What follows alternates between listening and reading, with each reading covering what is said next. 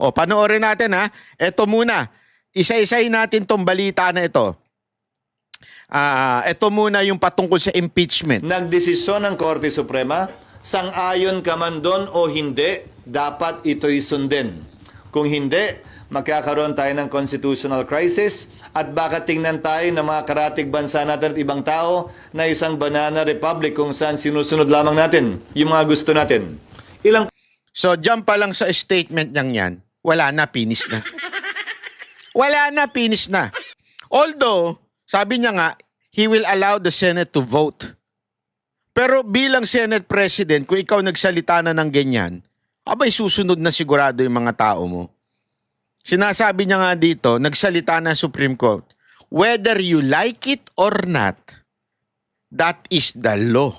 Pananaw pa, kaugnay sa desisyon ng Korte Suprema. 5 sa 11 pinag-utos ng Korte Suprema na isumite ng Kamara ay kabilang sa order o kautusan ng Senate Impeachment Court mismo, kaugnay sa compliance ng Kamara sa 1-year ban.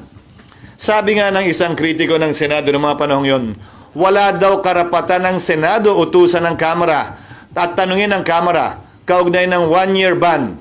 Sabi ng kritiko ng Senado yon, desisyon daw yan ng Korte Suprema. Ngayong nagdesisyon naman ng Korte Suprema, ang sinasabi ng parehong taong yan ay Senate is the sole judge of impeachment cases. Dapat wag pansinin. Ano ba yan? Nuggets ninyo? Sino kaya yung congressman na yun? Sino kaya yun? Meron akong feeling eh. Ito yung mukhang aso. Hindi, mukhang aso ba o mukhang kabayo? Hindi, sinasabi kasi, yung una, wala pang desisyon ng Supreme Court. Di ba meron nakalagay doon? Pagdating sa impeachment, the sole power reside on the senators or the Senate Court. Lahat ng kapangyarihan pagdating sa impeachment, eto linawin natin to. Kasi dito minimix ng mga gago yung mga gagong congressman. Pagdating sa impeachment, ang merong lamang katangi-tanging kapangyarihan ay ang Senado o yung Senate Court. Yun ang sabi. Ang sabi ngayon nitong congressman, hindi! Supreme Court ang merong final decision.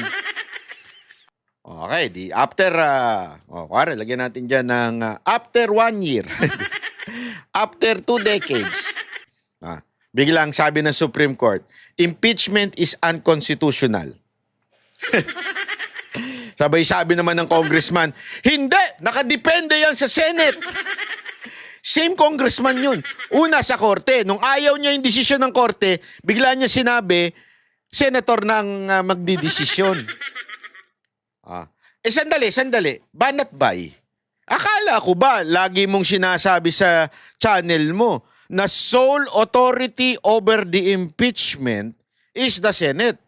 Why now that the Supreme Court is on the favoring side of the Duterte, bakit mo sinasabing Supreme Court ang dapat sundin? Ganito kasi yan. Ipapaliwanag ko.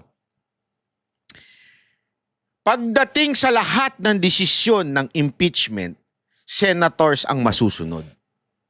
Okay, pagdating ng impeachment. Pero anong ginawa ng Supreme Court? Ang sabi ng Supreme Court, the impeachment article passed by the Congress or the House of Representatives is unconstitutional. Therefore, there is no impeachment. So therefore, walang authority ang Senate. Kasi the Senate has the sole authority over the impeachment. The problem is, that impeachment article sent by the Congress is unconstitutional. In other words, yung papel na yan, ito, halimbawa lamang, itong papel na to, halimbawa, itong papel na to, halimbawa ito ay impeachment article. Ang may kapangyarihan lang dito ay senador o Senate Court. Pero, nung pinasa ng Congress sa Senado, ang sinabi ng Supreme Court, Wait. Walang kwenta yung papel na yan. Yang papel na yan ay isa lamang plastic. Halimbawa, ito, plastic. Isa lamang plastic. Hindi siya tunay na papel. Unconstitutional nga. Ibig sabihin, hindi impeachment article. Wala siya, plastic lang siya. Halimbawa, ito lang, plastic lang. Di ba? Halimbawa, plastic. Plastic lang. Hindi siya impeachment. Ano ba ang authority ng Senate? Ang authority ng Senate, dito lang. Wala nga ito, plastic. So walang authority ang Senate, pakialaman nito kasi plastic nga eh. Nagigets nyo? Ganun ang nangyari. Yan ang pinapaliwanag ngayon ni Chis Escudero. Talaga bang nagbabago kung ano ang tama, totoo at naaayon sa batas? Depende sa gusto natin? Hindi ba dapat? Ano man ang gusto natin, dapat ang sundin natin ay ang batas at saligang batas at ayon sa konstitusyon. Korte Suprema lamang ang bukod tanging may kapangyarihan magbigay buhay at mag-interpret ng ating saligang batas. May mga parte din naman ng desisyong hindi ako sang-ayon. Pero kung babasahin natin ang lubusan, kabilang yung mga separate opinions, halimbawa, may mga concurring opinion doon na nagsabing hindi daw tatawid ang impeachment complaint sa susunod na Kongreso. Taliwas yan sa aking pananaw, pero ito'y concurring opinion at hindi bahagi ng majority opinion. Pero nakita ko bilang abogado na minsan ang mga concurring opinion nagiging bahagi ng majority decision sa mga sumusunod na kaso pa. Having said that, maski yung mga puntong yon ay dinala at sinundan yung ilang concerns din ng Senado kaugnay sa paghiling sa House na desidido pa ba kayo dito sa impeachment complaint na to sa ilalim ng 20th Congress? Dahil hindi otomatiko yun. Ayon sa dalawang separate concurring opinion sa dalawang mahistrado, binanggit nila yon sa kanilang opinion. Ulitin ko, ito'y pagpapasyahan namin pero wala ako nakikitang rason at dahilan personally para hindi namin sundan at sundin ito. Maliwanag ang desisyon ng Korte Suprema. The impeachment complaint is null and void ab initio. Ab initio meaning from the beginning. So from the beginning, wala. So hindi pwedeng magdesisyon ng Senate. Kasi wala silang pagdidesisyonan. Kasi nga, from the very start, from the beginning, that impeachment article is nothing but just a piece of paper. Iyan ang sinabi ng Supreme Court. Nakasaad din sa desisyon ng Korte Suprema, hindi nagkaroon mulat-mula ng jurisdiction ang Senado doon sa impeachment complaints. So, in other words, yung ginawa ng pag-convene ng Senate ay walang kwenta. Void. Nothing. Dahil sa paglabag sa Bill of Rights, particular due process of law. Pangatlo, sinabi din ng Korte Suprema, immediately executory ang desisyong ito.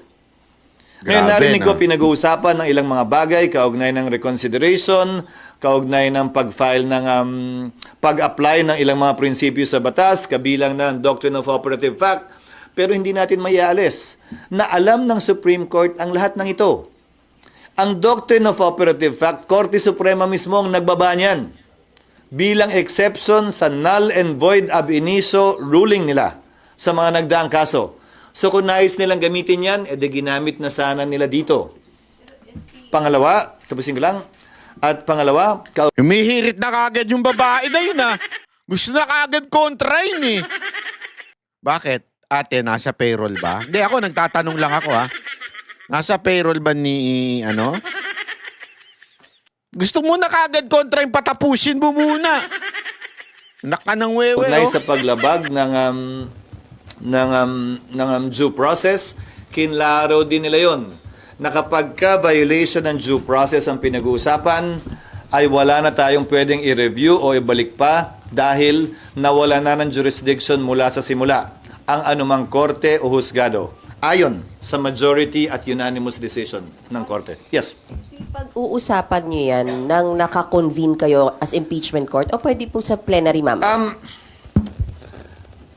Personal ko ding opinion ito, pero ang masusunod dito ay ang mayoriya.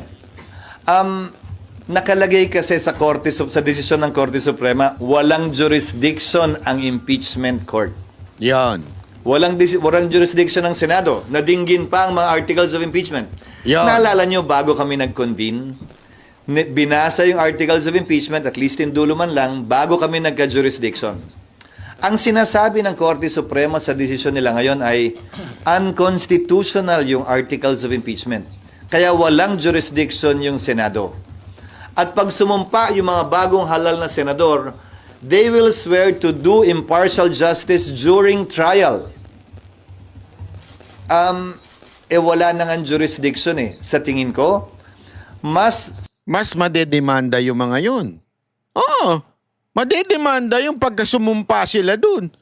Para nilang directly hindi sinusunod ang batas. Remember, whatever the decision of the Supreme Court is the law. Hindi nila pwedeng gawin yon. So, ano sinasabing court dito? Wala. safe na Senado ang magpapasya kaugnay nito, imbis na impeachment court, dahil baka matingnan pa na paglabag ang pag-convene ng impeachment court matapos ang naging desisyon ng Korte Suprema. Ngayon, wala bang presidente o meron? Meron. Noong nagpasya ang Senado na i-dismiss yung impeachment laban kay dating Pangulong Estrada dahil sa EDSA 2, dineklara ng Senado, not as an impeachment court, as a Senate, dineklara ng Senadong functus officio na yung kaso. Yung impeachment court. At dinismiss yung kaso. So, nung nagdaan, nagawa na rin yan ng Senado. Inaksyon na ng isang impeachment complaint bilang Senado at hindi bilang impeachment court. Nako, matindi itong tirada ni ano, talagang magagalit to dito si Tamba. Oh. Ang boses ng masa hindi natatakot. Katotohanan lang, di kami nalulunod. Walang bahid ng sismis, lahat ay totoo. Kahit sino ka pa, pag mali ka babanatan ka. Walang pinipili kulay, wala kaming kinikilingan. Basta para sa bayan, kami lalaban. Pagdama palakpakan, pag mali banatan. Di matitinag, di matatakot. Para sa bayan, tuloy ang sigaw. Sa harap ng kamera, walang halong takot. Mga baluktot, lahat kayo'y tutumba. Ang hustisya at totoo, yun lang ang mahalaga. Kahit sinong harang, di kami matitinag. Walang pinipiling kulay, wala kaming kinikilingan. Basta para sa bayan, kami lalaban. Pag tama palakpakan, pag mali banatan. Di matitinag, di matatag.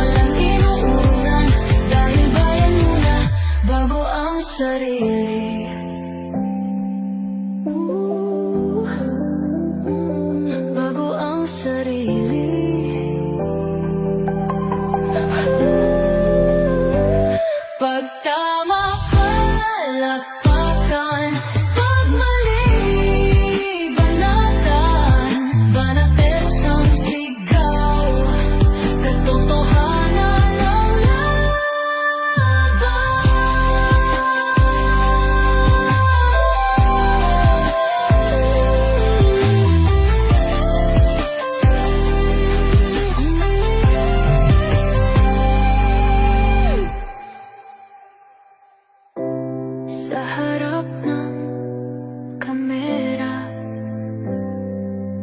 Wala